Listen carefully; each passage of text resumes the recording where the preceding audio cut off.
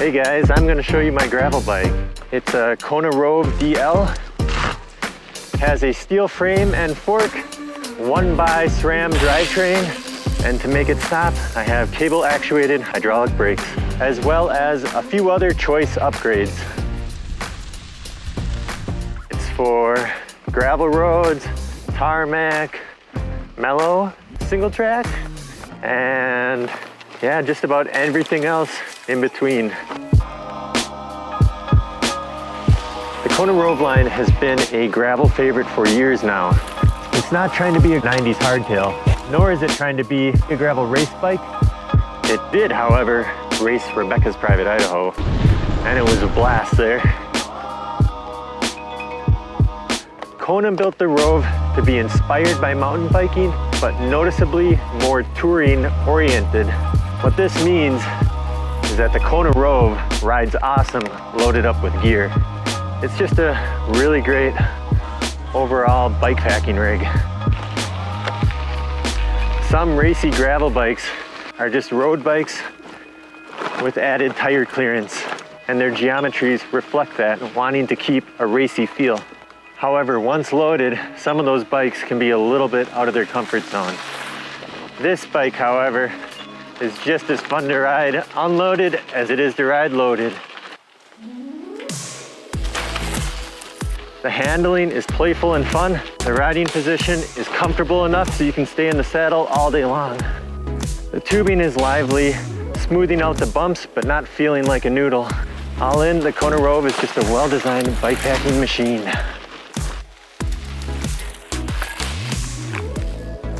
The only change I've made to the bike are the wheels.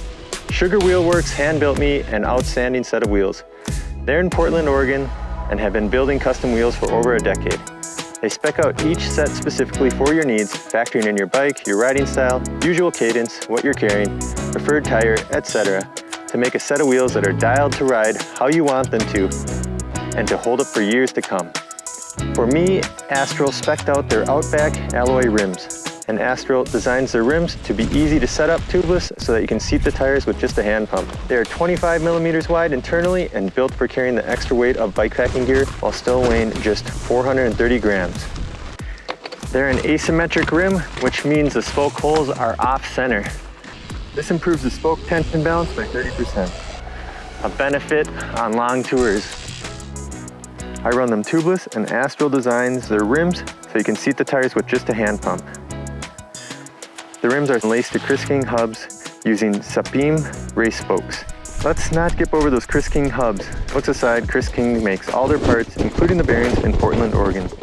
All the bearings are custom designed for their exact use on a bike, and they are all angular contact, so as the bearings burnish over time, you just make a 2-second adjustment and keep on rolling with the bearings that are even faster than new. No other hub can claim that. Sugar Wheel Works built up an amazing set of wheels that have been flawless. To finish them off, I've wrapped them in some fast yet sticky Terravale Cannonball tires, 650B by 47 millimeter. And the other gear that I consider a part of the bike are the racks and bags. I threw on my front and rear rack made by Old Man Mountain. Touring the last few years across the Americas, I've used Old Man Mountain racks, and I use them on this bike as well. They have two main designs, the Divide for Micropeneers and the Elkhorn, a more minimal rack for cargo cages or bottle cages on the uprights. They can both mount front or rear, but I usually run the Elkhorn up front and a Divide on the back. This gives me plenty of rock solid, easy to pack space. I'm using Old Man Mountain Micropeneers made by North Street Bags. They're a simple roll top design with big Velcro straps to attach to the rack and a little volet strap for the bottom. This makes them super secure and quiet compared to bags that use clips.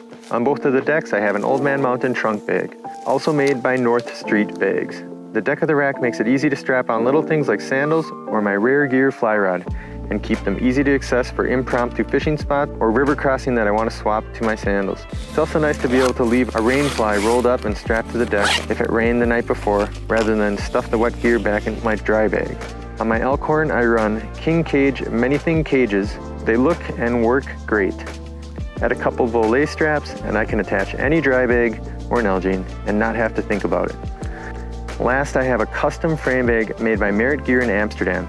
It's a modular bag so I can run just the top half and still use my water bottle cages. or I can remove the cages and run the full bag. Leave a comment, and thanks for watching. Until next time, this is Karl signing out.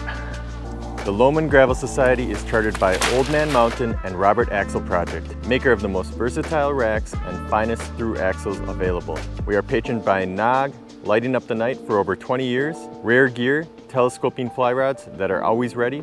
Additional support comes from Sugar Wheel Works, One Up USA, Kona Bicycles, Terravale Tires, and Carefree Camper Co.